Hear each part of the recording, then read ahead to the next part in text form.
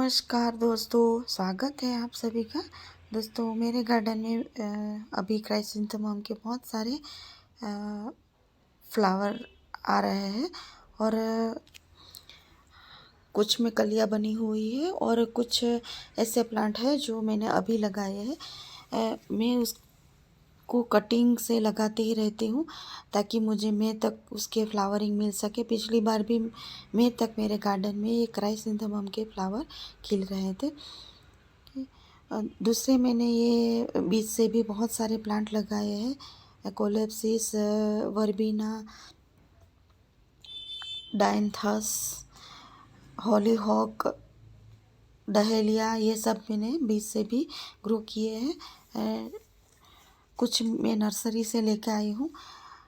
दोस्तों आप ये जो विंटर के फ्लावर है उसको आप कटिंग से भी लगा सकते हैं और मैंने कटिंग से भी बहुत सारे प्लांट ऐसे तैयार कर लिए हैं। नर्सरी से मैं जो प्लांट लाई हूँ उसको मैंने प्रूनिंग की थी और प्रूनिंग के बाद जो कुछ भी ब्रांच निकली थी उसको मैंने कटिंग लगा दिया है और वो काफ़ी ग्रो भी कर गई है। ये डहेलिया और हॉलीहॉक के प्लांट है जो अब काफ़ी बड़े हो चुके हैं। ये भी मैंने बीज से ही ग्रो किए थे, तो अभी उसकी प्रूनिंग कर दी थी तो काफ़ी बूसी बन गए हैं।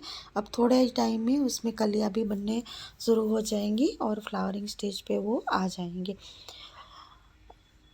जब भी हम प्रूनिंग करते हैं तो प्लांट बूसी बनता है और उसके कारण नई नई ब्रांचेस निकलती रहती हैं और उसमें ज़्यादा फ्लावर प्रोड्यूस होते रहते हैं।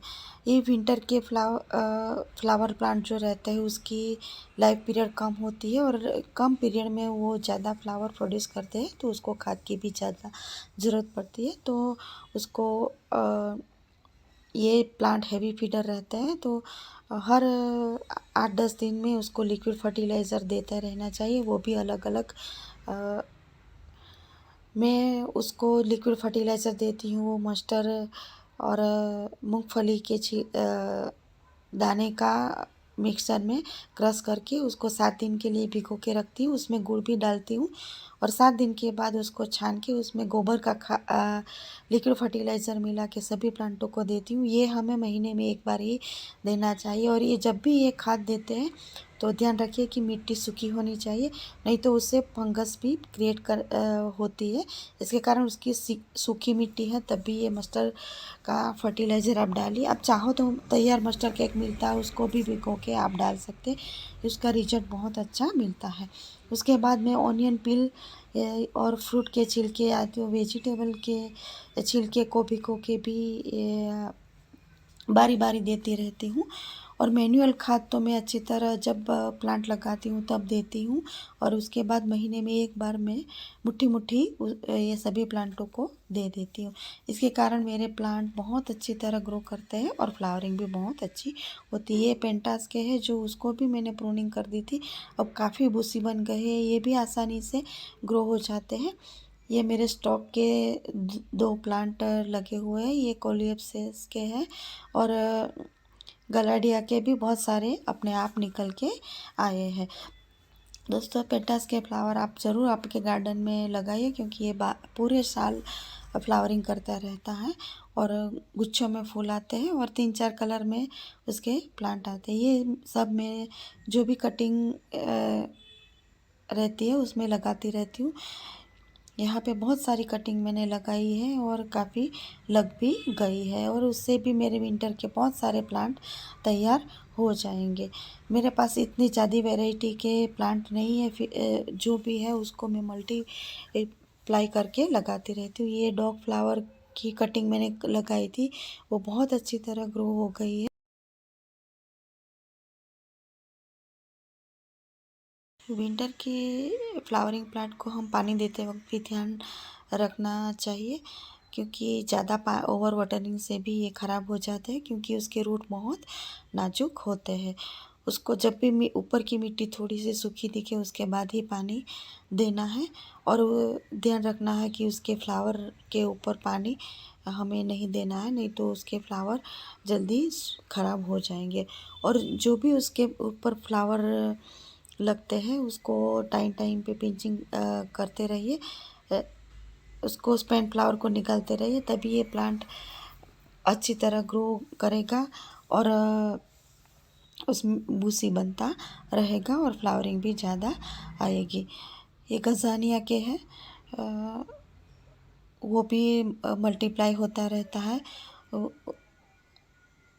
उस ये भी एक बार आपके गार्डन में आ गया तो बार बार लाने की ज़रूरत नहीं पड़ती।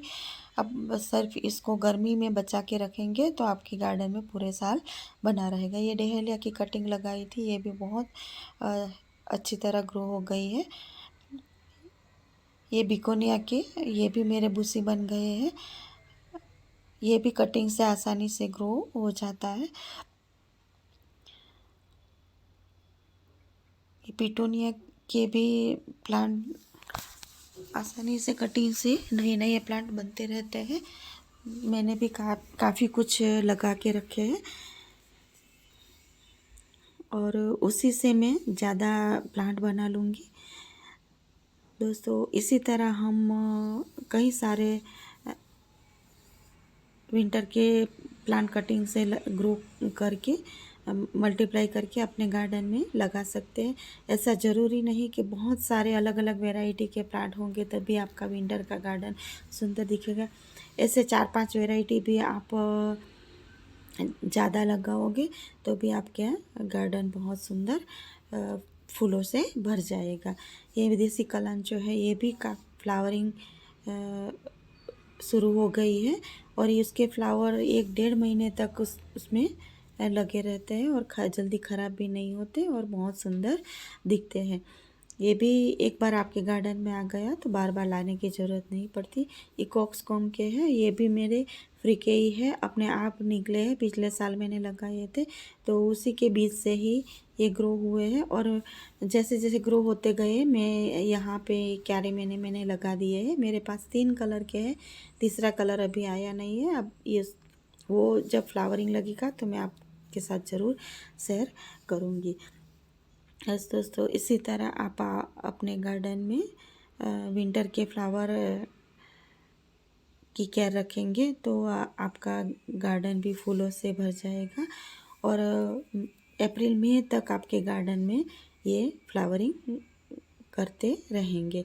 बस उसको पानी का ध्यान रखिए, टाइम टाइम पे उसको फर्टिलाइज़र दीजिए और नए नए प्लांट निकलते रहते हैं तो उसको आप मल्टीप्लाई भी करते रहिए तो आपके गार्डन में बहुत सारे प्लांट तैयार हो जाएंगे और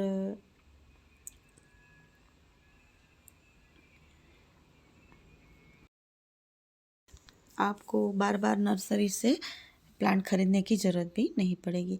ये क्राइसेंथेमम के प्लांट में भी ये सकत प्लांट निकलते रहते हैं, उसको भी आप लगाते रहिए। इस साल फूल नहीं आएंगे तो भी आप पिंचिंग करते रहिए तो अगले साल के लिए आपका बहुत अच्छा प्लांट बन के रेडी हो जाएगा।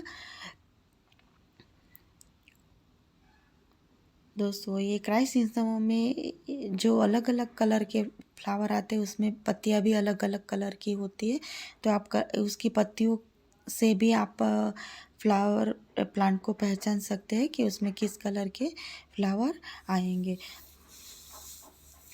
तो ये मैंने क्राइसेंथेमम के टावर बनाया था जो उसमें भी अब कलियाँ आना शुरू हो गई है।